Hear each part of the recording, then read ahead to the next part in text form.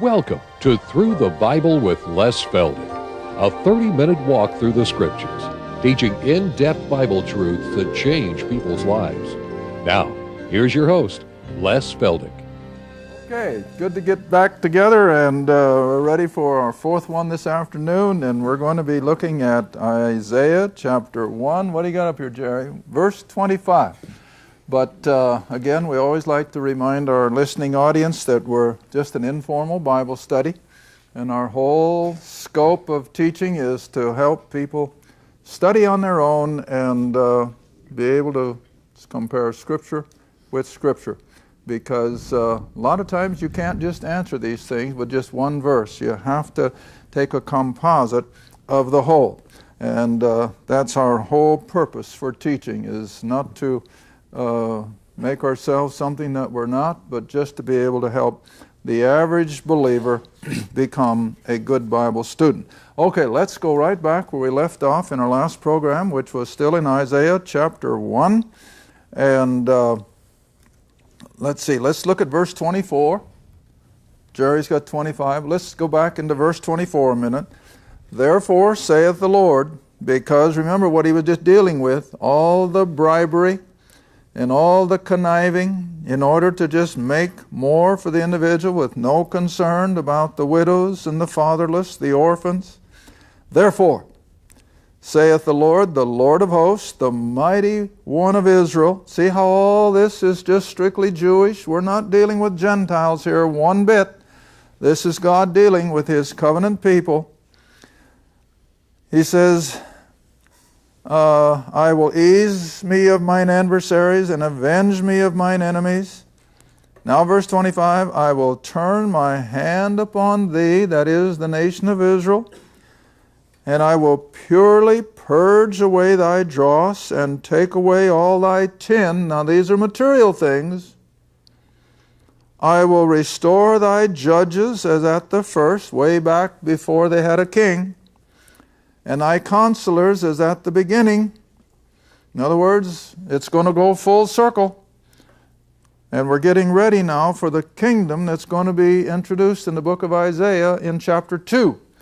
Now, I don't know whether we'll get there in this half hour, but if we do, that's all it'll be, is just an introduction to it.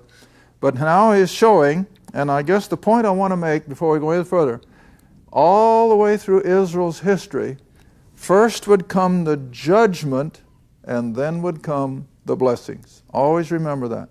Israel would always have to go through the judgment because of their rebellion, because of their wickedness, but God never gave up on them. As we showed in the last half hour, His mercy would not depart from them. And after the judgment, after the dealing with their rebelliousness, here would come the blessings of God. All right, now the same thing here, but it's looking forward to the long term. Now remember when we first started the first program this afternoon, I told you everything in this book is going to have a near term, a mid-term, and a long term. All right, now when we start talking about the kingdom, of course, that's a long term. That's not going to happen after the return from Babylon. It's not going to happen even after Christ's first advent and the destruction of 70 AD, but it will not happen until the judgment of the tribulation, which now today we can see the world is being prepared for. All right, so now then going on into verse 26, I will restore thy judges as at the first. In other words, when they were in the place of blessing. Thy counselors as at the beginning. Afterward thou shalt be called the city of righteousness. See what a difference? Now instead of being a city of harlots, it's going to be the city of righteousness, the faithful city. Zion, now remember that's another term for Jerusalem. Mount Zion is in the city of Jerusalem. Zion shall be redeemed with judgment, that is, with, again, good government, good law and order, and her converts with righteousness, and the destruction of the transgressors and of the sinners shall be together. God's going to cleanse them of it. And they that forsake the Lord shall be consumed. He's going to remove them off the scene. Now I can take you up to the gospel account where the Lord said that at that day there would be two grinding at the mill. One would be taken, the other left. Now, for years, I think a lot of people thought that was a reference to the rapture. No, it was not. It was a reference to Israel being cleansed of the unbeliever. And so it's the unbelieving Jew that would be removed, and the believer remains to go into the kingdom. All right, so here we have the same thing. The destruction of the transgressors and the sinners shall be together.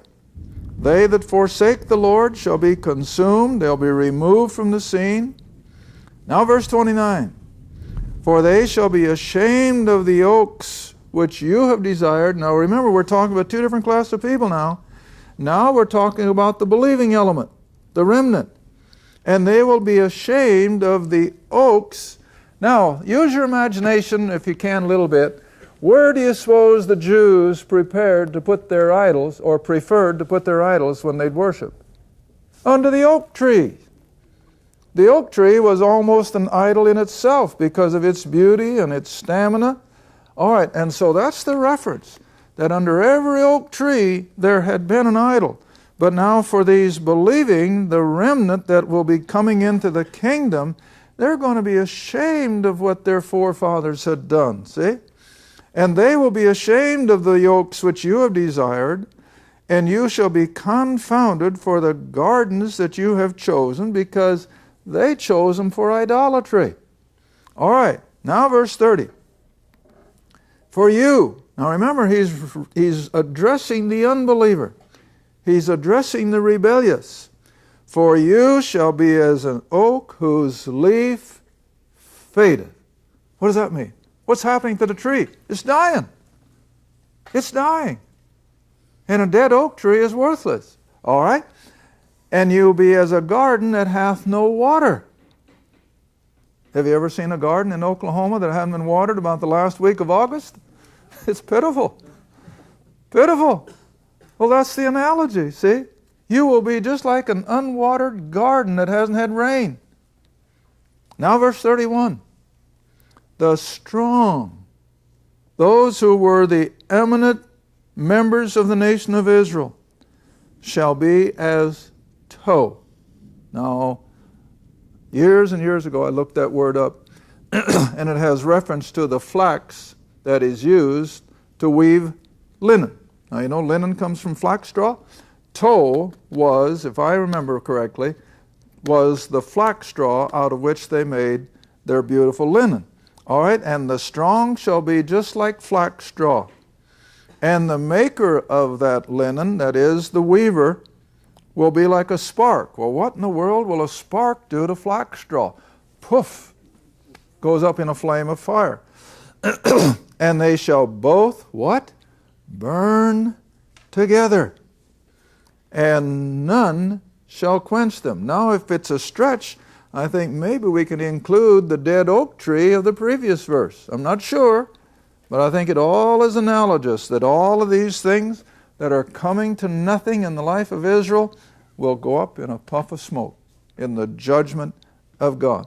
All right, but now, we're going to break into the sunrise of a precious promise, and that is a coming glorious earthly kingdom for the nation of Israel. Isaiah chapter 2, verse 1.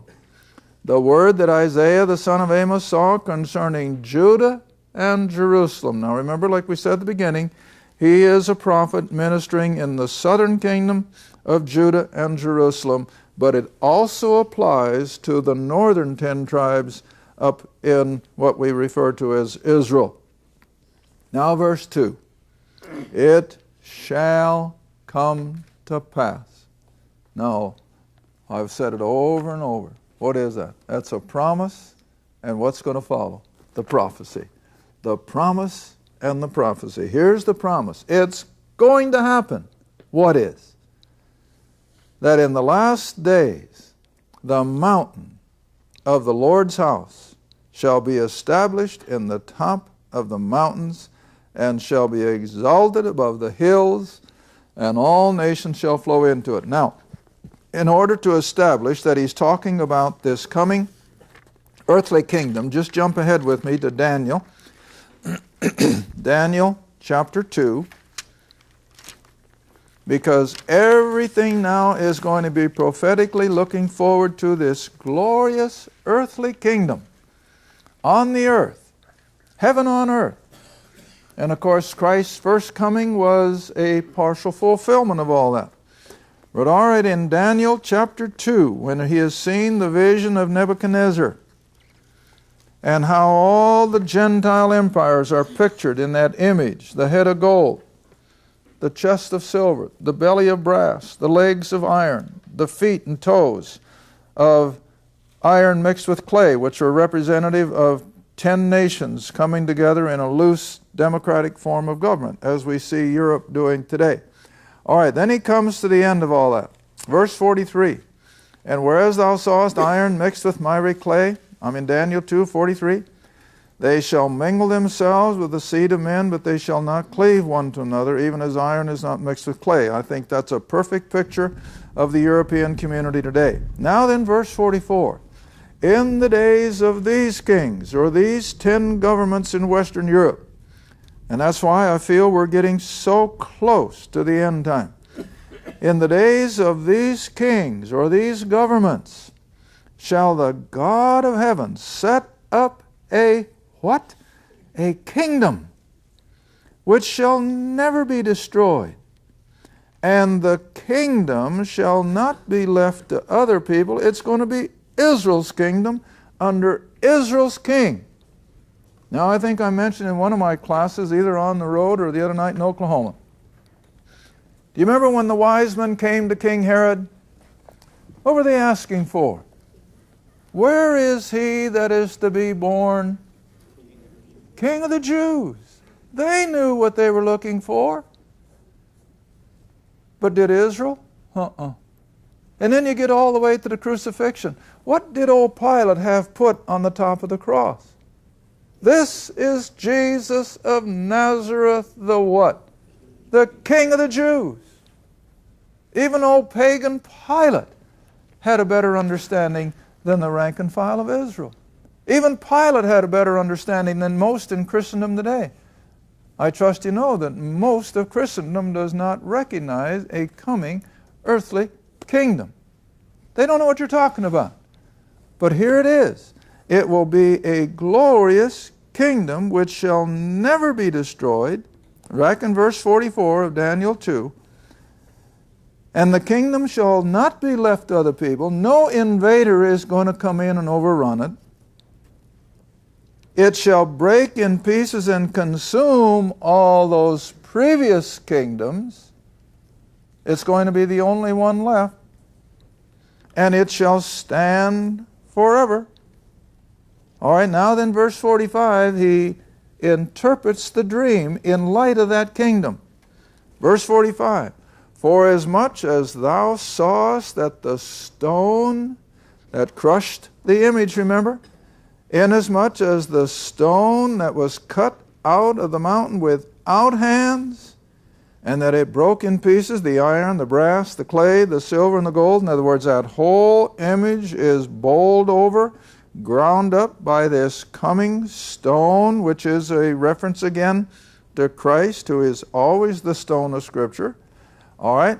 And the great God hath made known to the king what shall come to pass hereafter, and the dream is certain, and the interpretation thereof is sure. All right, now then, while we're in Daniel, might as well go over to chapter 7. Just slip over to chapter 7. Where instead of interpreting someone else's dream, Daniel has a vision of his own. And he too is going to depict these same great Gentile empires. And I won't read them verse by verse, but it's the same ones. Verse 4, the first Gentile empire would be Babylon, just like the head of gold. Then comes another one, and it's the Persian Empire, and it's likened unto a bear. And then there comes the next one, which is Greece, verse 6. And it's likened unto a leopard because of its swiftness and its speed. And then comes the fourth great empire, which was the Roman, in verse 7. And then, of course, he goes beyond the Roman and picks up the revived Roman Empire. All right, now then, come on over to verse 9.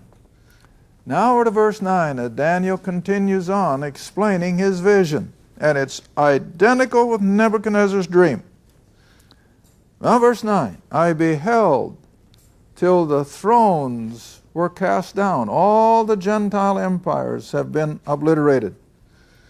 And the Ancient of Days did sit, the God of heaven, whose garment was white as snow, and the hair of his head was like the pure wool. His throne like a fiery flame, and his wheels as burning fire. And then he goes on and gives a graphic description of the very throne room of heaven. And then you come on down to verse 13. He continues on in his visions. And I saw in the night visions, and behold, one like the Son of Man. Now that's a particular name of deity concerning Israel. And I saw one like the Son of Man. He came with the clouds of heaven. And he came to the Ancient of Days, God the Father. And they brought him, that is, the Son of Man, near before him. Now verse 14, and there was given him, God the Son, dominion and glory and a what? Kingdom. And in this kingdom you'll have all people, all the nations and the languages, and they will serve him. His dominion is an everlasting dominion. It's going to be for 1,000 years on the planet as we know it. It'll be interrupted for just a little bit, and it slips right on into an eternal new heaven, new earth, but it's the same kingdom over which Christ will rule and reign on the new earth. All right? And it'll be an everlasting dominion which shall not pass away, and his kingdom that which shall not be destroyed. All right, now let's go back and go a little further in Isaiah chapter 2, and then we're going to digress if we have time and pick up some of the other prophecies that depict judgment followed by this glorious coming kingdom. Back to Isaiah 2, verse 2 again, hon. This is a key verse in prophecy. And it shall come to pass in the last days, leading up to Christ's return. Now you got to remember, did Israel have any concept of a 2,000-year interval between the cross and the king? No. There was no concept of that whatsoever. They thought that there would have to be a suffering Messiah, but they didn't understand how, what, and what for. They didn't understand a crucifixion. They didn't understand that the Messiah would be crucified, buried, and raised from the dead. All they understood was that there would be a suffering Messiah. Isaiah 53 was full of it. How he would be like a lamb before his shearers is dumb, and how he would be suffering for the transgressions of the people. But they didn't know how, why, or when. But they also knew there was a coming glorious king. And that's what Peter speaks of, that the prophets searched diligently, because they knew there had to be two concepts of Messiah, a suffering Messiah and a ruling Messiah. But they couldn't put it together. And God didn't expect them to, because see, Israel had no idea that because of their unbelief, the kingdom would be postponed, and that instead of coming in shortly after the resurrection and ascension and the tribulation, and Christ would return as all the Old Testament depicts it, there would be a 1900 and some year interval with Israel out in dispersion, brought back to the land before the king and the kingdom could come. And so this was all hidden from them so that they couldn't understand it. All right, but reading on in verse 2, that it will come to pass that the mountain of the Lord's house shall be established in the top of the mountains. The mountains here depicting kingdoms. And it'll be above all other kingdoms that have ever existed.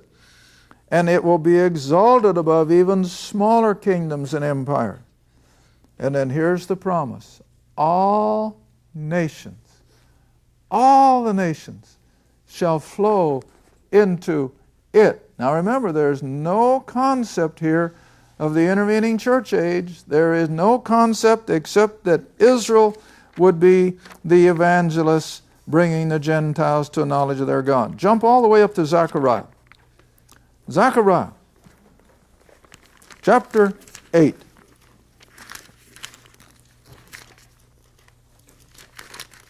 And I'm thinking of this verse because of what it said, that all the nations will flow into this kingdom, which will be capitalized in Jerusalem, where the throne of the King of Kings and Lord of Lords will rule the planet Earth. All right, it's Zechariah chapter 8, drop in at verse 20. And this is plain language. This isn't gobbledygook. This isn't imagery. This isn't something you have to try and figure out what it's talking about. This isn't figure of speech. This is literal. All right, verse 20. Thus saith the Lord of hosts, the same God that is speaking back in Isaiah. It shall yet come to pass that there shall come people and the inhabitants of many cities. Now don't forget why I came here. All the nations shall flow into it, Isaiah said. All right? And these inhabitants of the cities will say, let us go speedily to pray before the Lord, that is, before Jehovah, before the Son of Man, before Jesus of Nazareth, the Exalted One, and to seek the Lord of hosts. I will go also. Verse 22, yea, many people and strong nations, plural, shall come to seek the Lord of hosts. Where? In Jerusalem. Not in heaven, in Jerusalem. The same Jerusalem that's over there today. All right? And they will pray before the Lord. Now here comes a promise from God Himself. Thus saith the Lord of hosts, in those days when Israel has the king and the kingdom, it shall come to pass that 10 men shall take hold out of all the languages of the nations, even shall take hold of the skirt of him that is a Jew. And they will say to the Jew, we will go with you. Why? For we have heard that God is with you. Now, is that plain enough? It's coming. Now, of course, since they dropped the ball at His first advent and rejected this opportunity, they won't have the privilege of winning Gentiles to their Messiah during the kingdom. It will now have to be done before the kingdom begins, because there will be no plan of salvation in the kingdom. There will be no lost people per se. Satan is locked up, so there is no rebellion that's evident. And so this is something that has now, you might say, been abrogated by the fall of the nation. But I feel the 144,000 will pick up the ball in the tribulation period and still make restitution for what the nation as a whole has dropped. All right, in the couple minutes we have left, let's come all the way back to Psalms. We've used these verses, especially for those of you here in my Oklahoma classes. We use this over and over to depict, Psalms chapter 2, hon.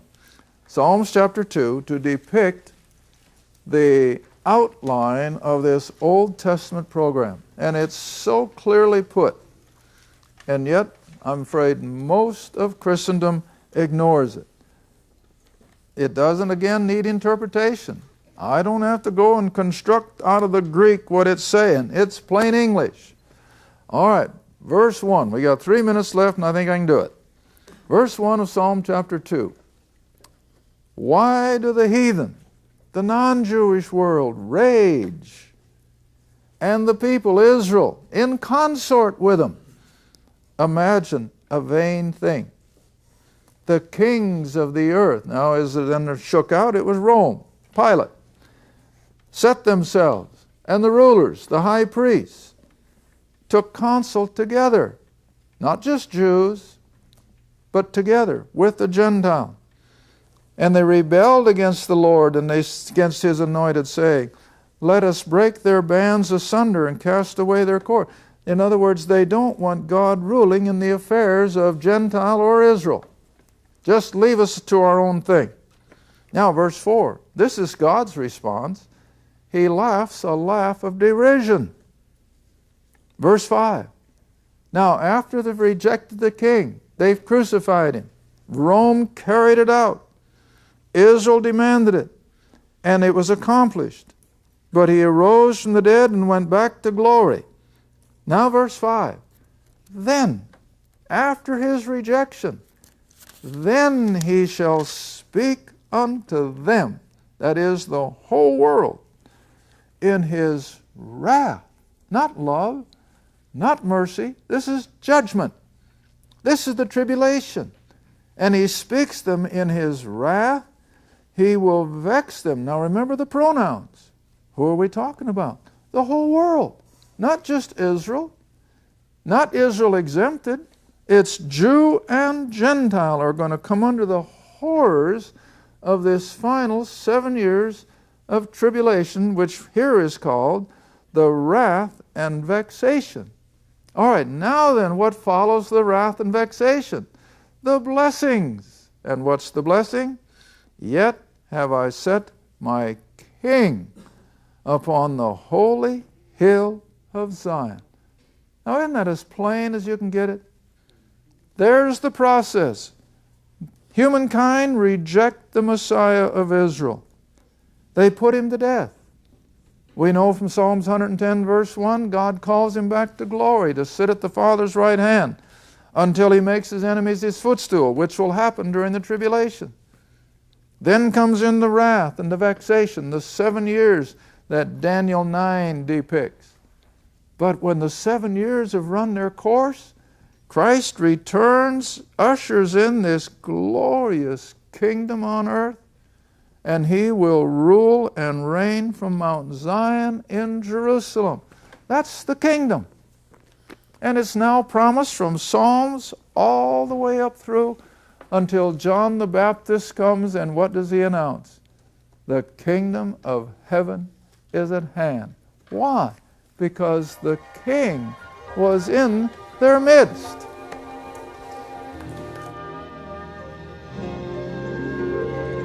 Thank you for watching Through the Bible with Les Feldick. Through the Bible is a partner-supported ministry. If this program has been a help to your study of the Scriptures and you'd like to see others enjoy the teaching, your support would be greatly appreciated. Write to us at Les Feldick Ministries, 30706 West Lona Valley Road, Kinta, Oklahoma, 74552. Or call 1-800-369-7856. Remember, all programs are available in printed form, audio cassette, and videotape. Be sure to tune in next time to Through the Bible with Les Feldick.